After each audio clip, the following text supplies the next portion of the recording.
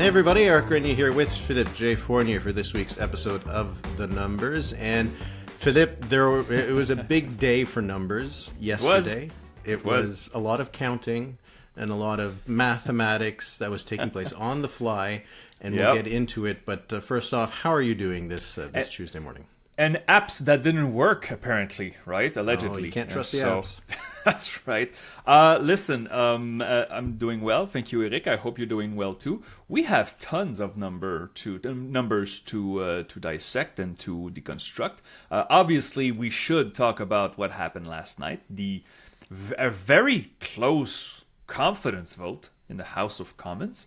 Did you think, Eric, that we would get so much drama in the House so early in this Parliament? Because in the previous Parliament, there was drama, but it was not in the House. It was outside the House because of the agreement between the NDP and the Liberals. So are you surprised that it got so close to for the government to be defeated?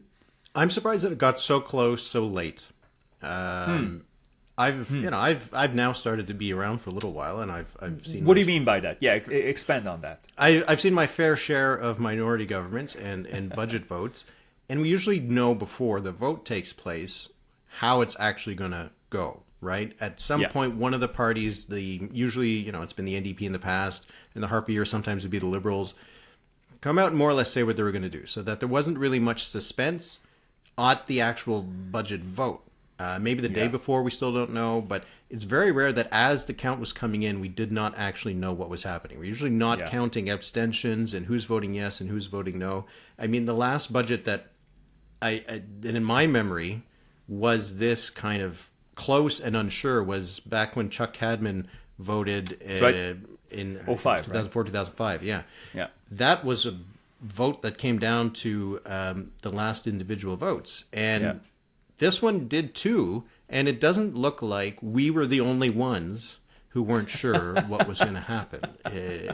There was quite a few little shenanigans that suggest something was up, and that the opposition parties weren't exactly sure how this was going to unfold, which is nuts. It's also nuts that the government more or less said, here it is, you guys figure it out, we're not going to really do anything to get this passed. It is just remarkable, and we're going to talk about what this means for how long this parliament can last going forward.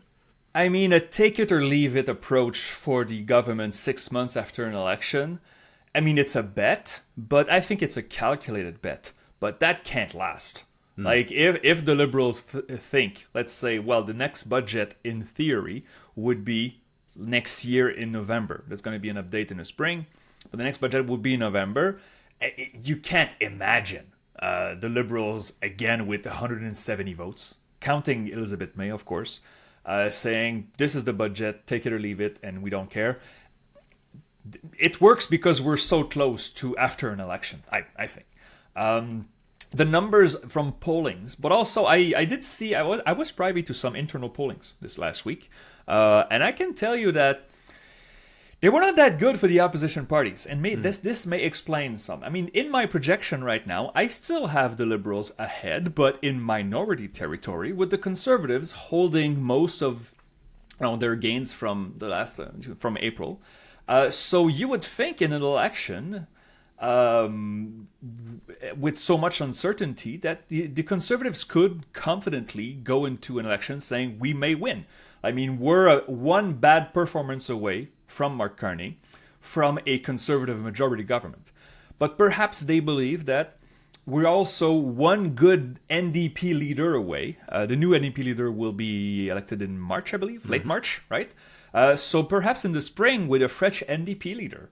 If the NDP gets back up to the mid-teens, perhaps the Conservatives think we're one good NDP leader away from a majority Conservative government also as well, which is, I know some people are pulling their hair out, but the numbers are leaning in that direction. So where do you want to go? I mean, do you want to go deeper into that vote, or you want to go into the polls right now? I do want to go deeper into the vote. Go ahead. I'm listening.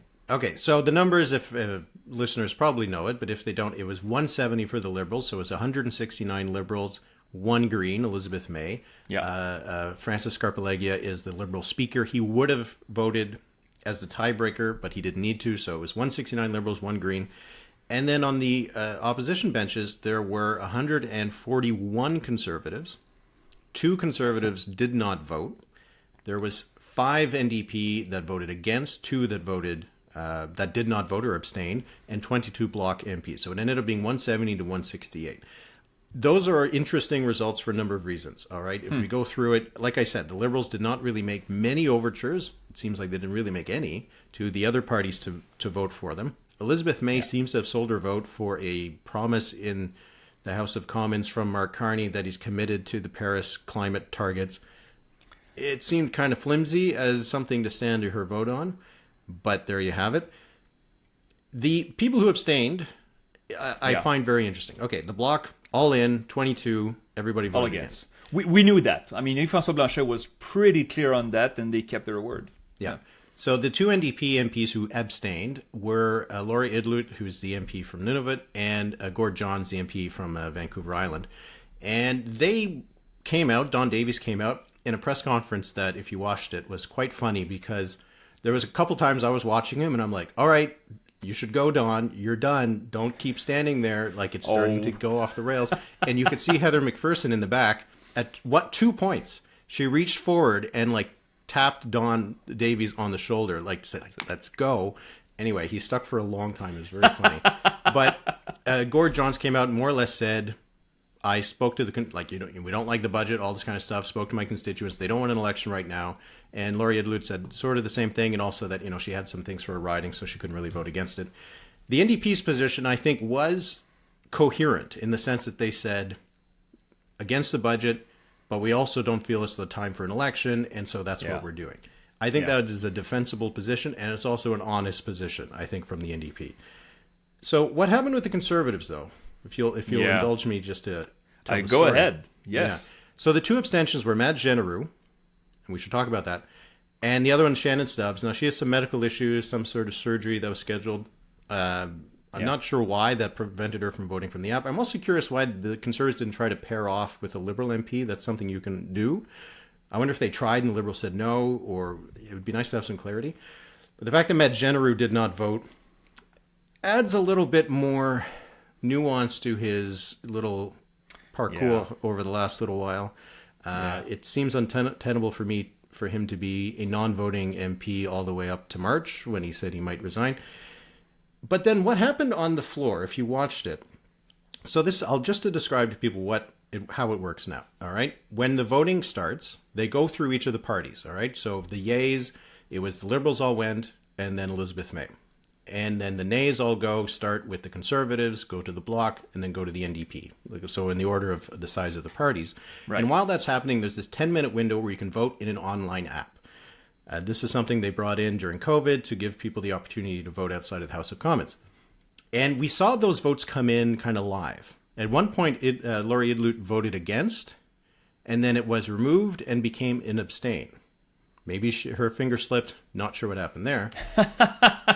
And then after the vote was done, the speaker gets up and says, we now have, if anybody had any technical issues with the app, they can let us know in order to do their vote. Leah Gazan, the NDP MP, she chimed in from afar. I guess she was in Winnipeg. Very clearly just wanted to make a speech, and every time she was just shut down, so her vote stayed as a no.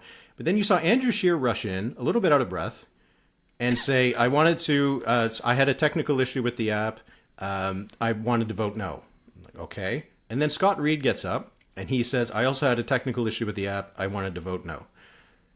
So they were off the floor, presumably behind the curtains. But very close, like very walking close. Distance. There was seconds between their vote and the time they came in. So they're clearly just off to the side, voting in an app, or saying that they're voting in an app, and then came in to correct their vote. This suggests to me that the Conservatives might have been keeping 2 votes off the table just in case. They didn't know what the NDP was going to do. They didn't know what Madge Genereux was going to do.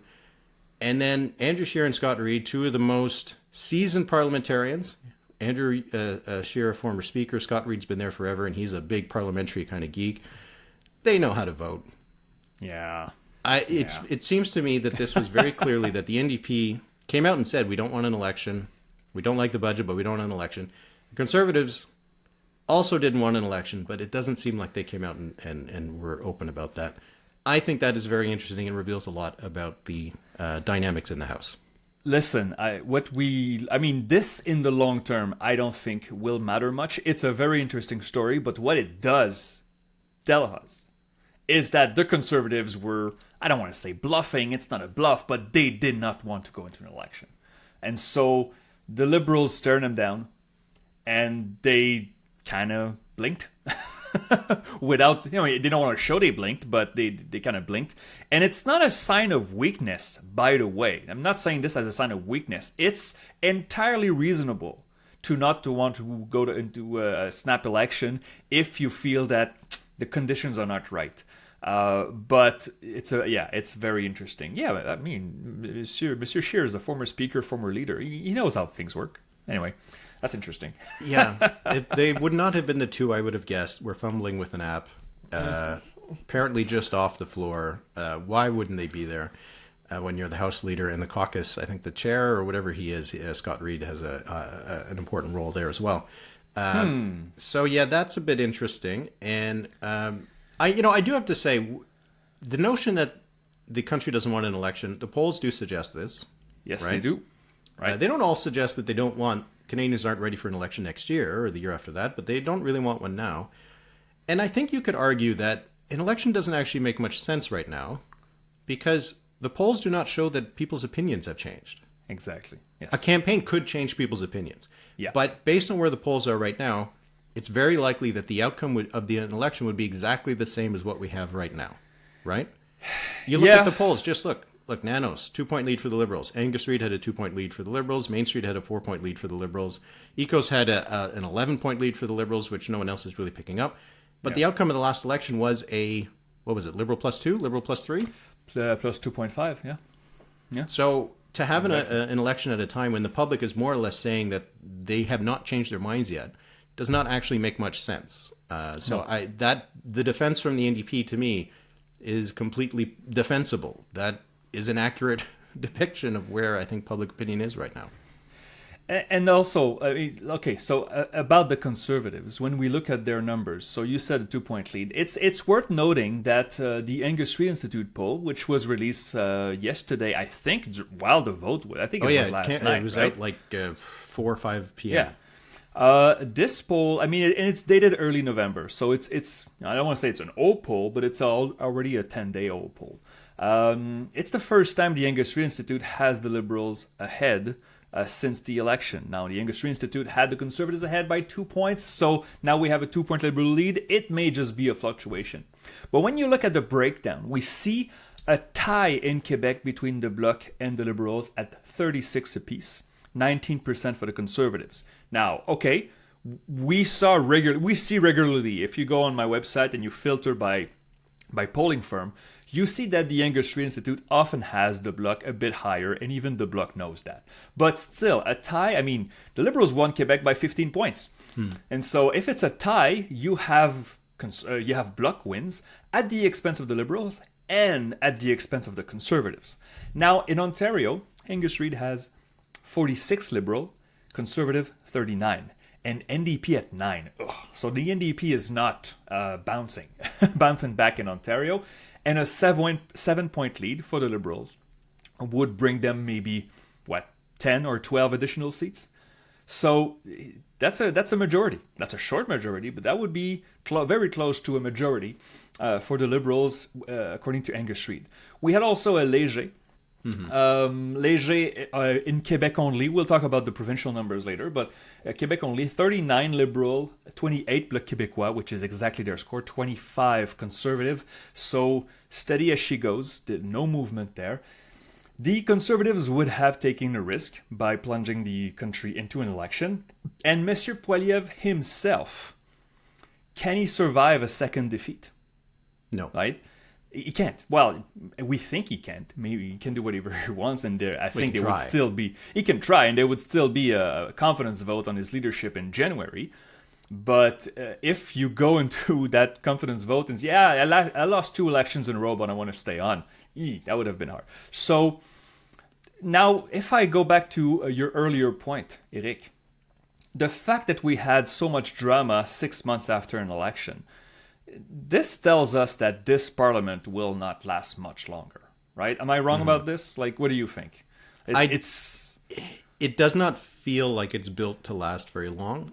One of the major factors in the NDP's decision, which they wouldn't say publicly, but has to be, they don't have a leader in place. They will at the end of March. And you know what? Let's say it's Avi Lewis. Yep. I don't see an Avi Lewis-led party allowing any of his MPs to abstain on this vote. Or, you can see Rob Ashton came out with a statement that he would have voted it down as well. And Heather McPherson needed to make sure she was one of those 5 who voted it down. Right. The Liberals don't look like they're in a good position to add. No. And now they didn't get any more Conservative floor crossers, which I guess is a victory for Pierre Poilievre if the bar is that low. I mean, it shouldn't be that low.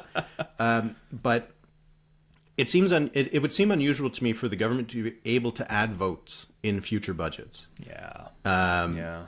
Like, if you couldn't vote for this one, are you going to vote for a future one? I would imagine the answer to that is no. So if it does feel like if it's this close, the first real confidence test, the next one will be even closer. It'll be tough, I think. So I didn't expect the government to fall. I kind of was just wondering if it was going to fall accidentally. Yeah. And it does feel like people were afraid of that based on how, these phantom votes that were showing up and disappearing. But the fact that the NDP made it pretty clear that they only did this to avoid an election suggests to me that is not going to last forever, right? They're not going to be in a year going to be like, oh, now we like the government a lot.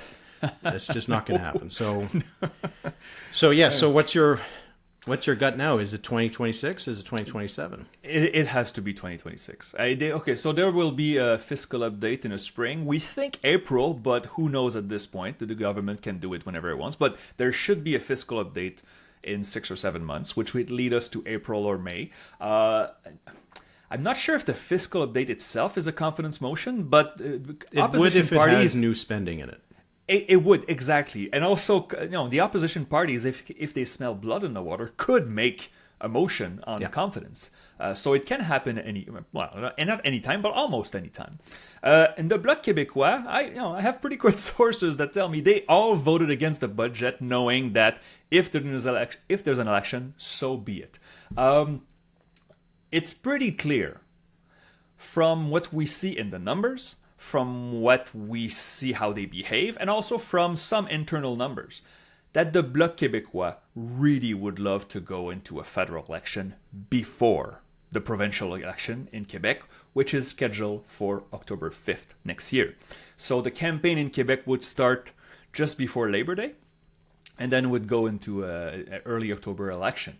If the Parti Québécois wins the election, and they're leading in the polls right now, we know it may not last, but it's been pretty solid. And we talked about sovereignty numbers in Quebec last week that they're not doing too good.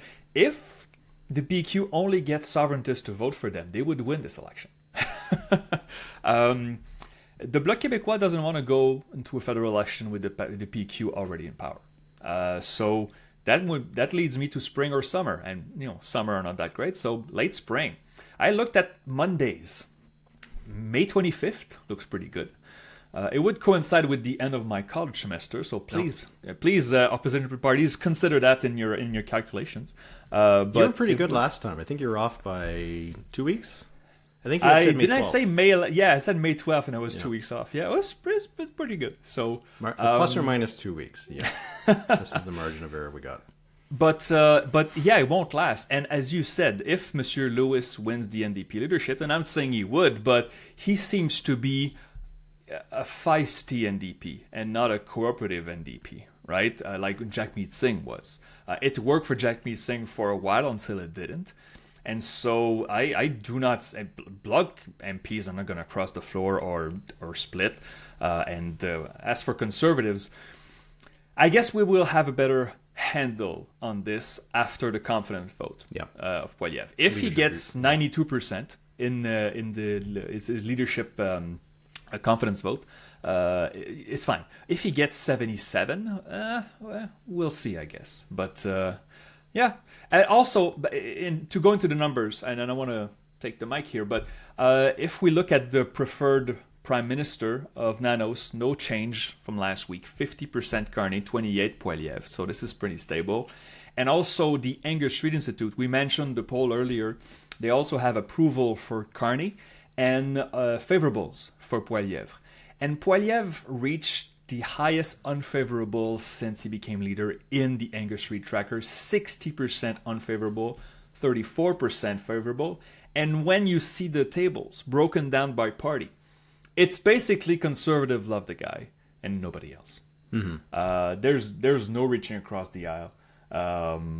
So it's a very tight situation for the Conservative leader, which makes his vote in January even more interesting. Well, there was a story that was in Radio-Canada. It was by Christian Noël, who very, very hardworking journalist. Didn't get a lot of pickup, I saw, in English media, but more or less said that there were 20 or a dozen or more Conservative MPs who were upset. And it was quoting one Poilievre supporter saying that people within the caucus were now wondering whether it was time to change the leader. So that feels like a bit of an underrated kind of thing also going on here. And you can't also rule out that if the Conservatives are looking weaker or divided at some point, you can't rule out that the Liberals wouldn't pull the plug on their own government, right? So, not yet, of course, but in a little bit. So anyway, we'll see if next year ends up being an election year. It was supposed to be relatively quiet, only Quebec. But now, geez, Quebec, Alberta, Manitoba, BC? maybe? BC, who knows? Geez, maybe Ontario again. There'll be an election every year in Ontario. Just start getting that going. Hey, if Ford wants to break records, Ford conservative majority. Yeah, okay. Huh. All right. Well, yeah, so there are still going to be some other confidence votes because, like, the budget vote is one vote, but then you got to, there's implementation, there's estimate, there's all these other things. But I imagine that now that this one's kind of done, the parties will keep doing the exact same thing that they've done before, which is kind of what we would expect in the past. Like, there's no real reason to defeat a budget on a different kind of vote than there was on the first one. But technically, I mean, an accident could still happen. So we'll have to keep an eye on it. But anyway, drama's done for now. Will wait for next year. All right, let's move to provinces. We got stuff we want to talk about in 3 provinces. We'll start with Quebec, as you mentioned it. And I do think that, as you said as well, the timing of the election in Quebec will have an impact on the federal calculations. It is interesting, though, that it is October 5th.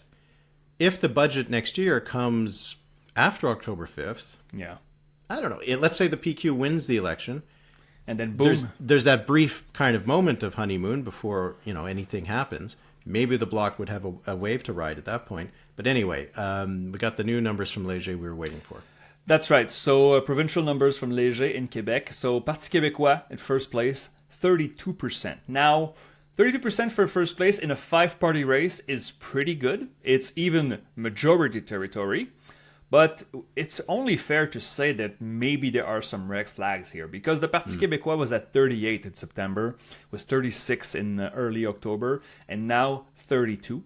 Quebec Liberals, stable, 27%, but suddenly they're stable, but suddenly the gap with the PQ has closed. It was double digit and now it's only 5 points. CAQ at 17%, which is their best poll in a while, which is still not great. Conservative stable at 14, and Québec Solidaire hovering around their average at 8%. Now, I think the most important numbers from that poll, Eric, was not necessarily the voting intentions, although it had its share of interest, but government satisfaction. Mm-hmm. Are you satisfied of the Legault government? 22% satisfied, 71% dissatisfied. This is a minus 49. In Léger polling, this is the worst we've seen. I don't want to say ever, but I went back at least 2 decades. I could not find it. I mean, the Palace poll from September had worse numbers, but careful with the methodologies and comparing different firms. In Léger polling, this is the worst number that we've seen for Legault. So it's not getting better. All their initiatives in the past, 6 to 8 weeks, implementing a Quebec constitution, getting in a fight with doctors to change the way they are paid in Quebec, and that fight is still going on, has not turned the needle. And you have to think, and I know it's such an low-hanging fruit to talk about, but we have to think that Legault will think about his future during the holidays, because you can't recover from those numbers. The government satisfaction is too high, and most voters want Legault gone. And also, the 20% of Parti Québécois voters who want Legault to stay, we see you. We know why. So that was my takeaway. We talked about it on Les Chiffres. Those who want to hear our French podcast. But Eric, did you have comments, impressions from that Quebec poll? Well, two of them that I think are worth pointing out. It's not just a poll of grumpy Quebecers, because that same poll had 46% government satisfaction for the Carney government, 39% insatisfaction. So clearly there's a difference there. And the sovereignty numbers, I think, are just really important to note, because it's obviously going to be an issue that's going to have reverberations beyond Quebec. But only 29% support for sovereignty, 62% against. Yeah. The 29 is really low, but I think, and there's always the focus on what the yes number is. But the fact that the 62, no, is at 62, that means that it's not about getting undecideds off the fence. The PQ and the QS would have to get a chunk of 12% of the electorate to come off the opinion that they do not want sovereignty.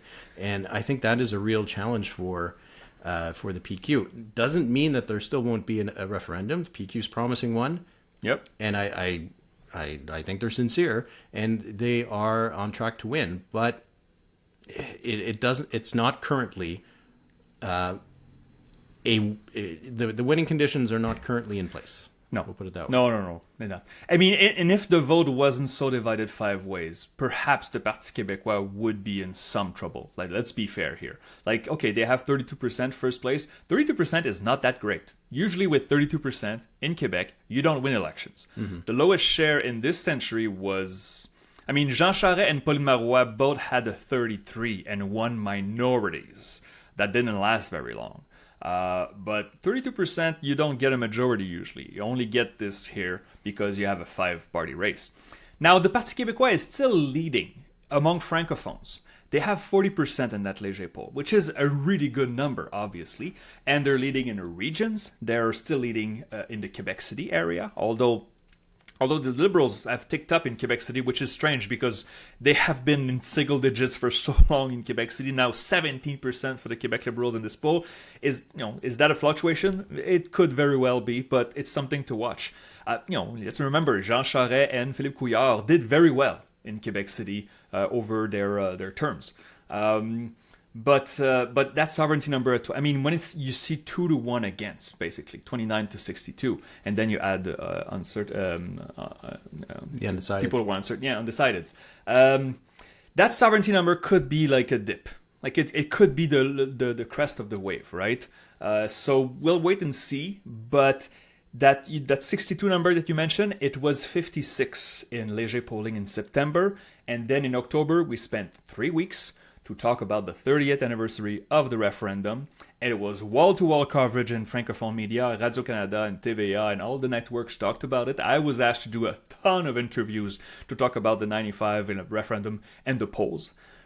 And then you see this. Had the numbers gone the other way, had sovereignty jumped from 32 to 39 instead of going down, we would say, so the nostalgia of the 95 referendum helped the sovereignty cause. We would say that, and we would be right to talk about that.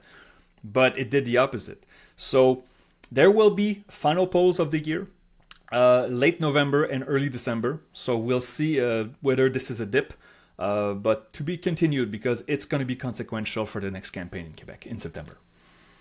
All right, we're going to move to New Brunswick. We got a poll from Abacus. Yeah. I was really happy to see this because over the last, year and a half, Narrative Research has kind of pulled out of putting out their quarterly voting intentions numbers in Atlantic Canada, which had been the only polls we would see in Atlantic Canada. And Abacus now has an office in Halifax. They've been putting out numbers pretty frequently in Nova Scotia, and now they're doing the same for New Brunswick, and they said this is going to become a regular thing, so we're happy to see that. Yes, absolutely. The poll suggests really nothing too shocking. The Liberals are leading there with 53%. The PCs have 29%. The Greens have 11%.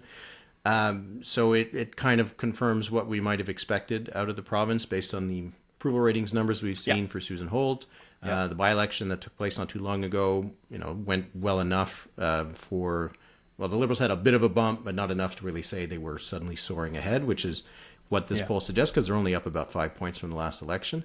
Did you have any thoughts when you saw these numbers out in New Brunswick?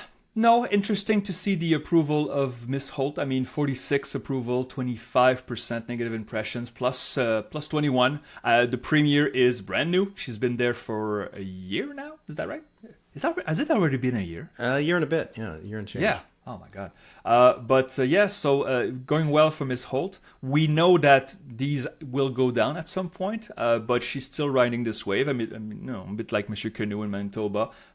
She's popular, and she's holding the Liberals provincially because she is now the lone, Liberal premier in the country. Doing well, so far so good for her. So. Just a little note. I don't know why. Maybe they include it for comparison purposes, but the impressions of political leaders in New Brunswick, as I mentioned, Susan Holt plus 21, David Kuhn was plus 9, Glenn Savoy, who's the interim leader of the PCs, is plus 5, Donald Trump minus 72 in New Brunswick. So I guess New Brunswick doesn't want to get annexed to Maine. 8% positive ratings for Donald Trump in New Brunswick. So maybe he doesn't want to battling the margin of error anywhere on the Bay of Fundy. That's right. One last thing to chat about. We didn't talk about it last week, and it's now become a bit more interesting, I think, for me. So Prince Edward Island has a by-election coming up on December 8th in the riding of Georgetown-Pownal. So this is a riding, it's kind of to the east of Charlottetown and stretches out from kind of the outskirts of Charlottetown over to the coast. And this was the riding of Stephen Myers, a PC MLA. He won huge, 70% of the vote last time, 13% for the Greens, 12% for the Liberals. Would seem to be a slam dunk for the PCs. They've held the seat, or at least the Georgetown portion, since 1996. But then we hear that the Liberal leader, Robert Mitchell, is going to be running there. And I don't know, by-elections in PEI especially, they can swing. They can swing 50 points, 60 points between parties. That's right. A net swing. So very curious to see if we see any kind of Liberal bump and leader bump for Mitchell in this riding, and I don't know, maybe shake things up a little bit in PEI where the PCs are still technically without a permanent leader. But anyway, I'm just curious to see what the results will be. Interesting. This will be a PC hold, though. Like, they can swing hard, but we're talking about like a 60-point lead last election. I know. That's 1,000 people, though. I'm saying That's right. They can swing a lot. The PC candidate seems to be just someone from the Premier's office who has a little bit of a CV, but not exactly like a big name. I don't know. I'm not sure how people are going to react to this. That's why. I mean, that's why the modeling in these small provinces is so hard to do. Because let's just say we're talking here. If the Liberals take this, and you drew a map of PEI, the 7 seats they have, and you drew a map and you say that Georgetown Powell is Liberal, there's not that much left of the PCs. Right? No. So local dynamics, very important. But yeah, December 8th, we'll follow that for sure. Yeah, we'll see what the results are. We don't really have much insight. It hasn't seen a poll in PEI. No, as I said, research hasn't gone there. I don't know if Abacus wants to do any polling in PEI. Nice. I'm guessing their online panel is not going to be very big in PEI. Yeah. Anyway, it'll be fun to see. Did you have a quiz this week, or are we moving to the number of the week? No, didn't have a quiz. I was too busy with other stuff. But the quiz will make a comeback very soon. So thank you for. It's been a busy time. A lot of people sent me emails asking me, so when are you going to quiz Eric? It's been 3 weeks. It's like, these take work, but it's coming soon, Eric. You get gold again this week. So, did you have a number of the week, my friend? I do. Why don't I go first? So mine will be 69%, which is from the Angus Reid Institute poll that came out yesterday. This was the portion of Canadians who said it is too soon for another election. 31% said it's a good time for an election. So, right there you have some pretty clear indications of where the country stands. But the breakdown by party I thought was really interesting. So among Liberals, 96% said it's too soon for an election. Among New Democratic voters, 88% said it's too soon for an election. 12% said it's a good time. So Don Davies and the NDP caucus channeling really what their own supporters are telling them, that it's not really time for an election. Bloc voters weren't also all that keen on an election. No, which is really not. Notable because the Bloc was so much in favor of one, or at least willing to have one, at least publicly. But then the Conservative vote. 37% said it's too soon for an election. Only 63% said it was a good time. I thought that was an interesting result because you kind of expect the Conservatives always just want to defeat the government. When it's a Liberal government, they want to see Mark Carney out. But the fact that you still had about a third of their voters, just over a third of their voters say, we can wait a little longer. I think that's pretty notable. And in the end, I guess, based on what happened in Parliament last night, voters are getting what they seem to want. Yeah, no, you're right about that. It's just 62% is still high to want an election 6 months or 7 months after. But okay.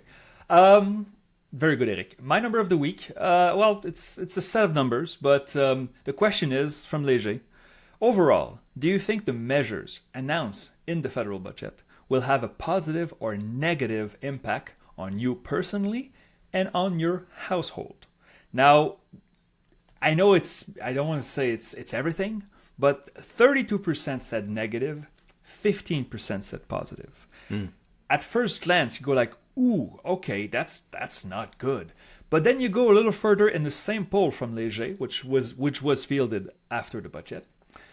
The government has described the 25 budget as a generational investment focused on long-term economic growth and nation building. Do you agree with this approach? 42 yes, 21 no. So I think many Canadians, not most, but many Canadians believe that, this budget will not help us right now. But it is mostly a good idea to invest on long-term, and governments rarely think long-term. Now, this could turn very easily if the economy goes south and we don't see quick dividends from these investments that the government is betting on. But I think it was interesting to see that poll. If you take just one question, you go like, oh, that's not good. And then you look at the whole thing, you're like, okay, some voters agree like we should think long-term for once. It's just that it may be good policy, may not be good politics. So we'll see. That was my thought when you mentioned those numbers. If there had been an election, it suggests that the Liberals would have had a bit of trouble selling the budget in the now. Yeah. But selling the vision could have worked, but I think that's a much tougher message to pass for 6 weeks on the campaign trail. 2 of which would have been over the course of the holidays. So I think the Liberals, they bluffed. And, maybe, you hear lots of talk that, if they had to go to an election, they were fine with it. Maybe Mark Carney wants his majority. I think everybody dodged a bullet here because I do not think anybody really could have had anything above 50-50 expectations that it was going to turn out well for them. 100% agree. Yeah. So we'll see in the spring. Yeah, Mark the calendars. absolutely. What was the date? May 25th? May 25th. All right. We'll see. We'll cut that clip if I'm right. And if I'm wrong, we'll forget about it. So yeah. Okay. That's how it works. Okay. Well, that'll be it for this week. We are going to have a special episode later this week. I think we're going to do a mailbag probably. So if you want to listen to that, if you're not already a member, go to thenumberspod.ca. Get early access, ad-free, access to the Discord, which was hopping last night. It was fun. Yeah. That was fun. What? I was watching TV. I was watching TV, watching the votes come in, and I was like, who abstained? Who abstained? I'm like, why aren't they explaining who they... And I was like, I'm just going to go to the Discord. They're going to know. And sure enough, they did. So there you go. All right, well, Philippe, we'll chat later this week. And for everybody listening, I hope you have a great week. And we'll see you next time. Merci beaucoup tout le monde. Merci beaucoup, Eric. Talk to you soon.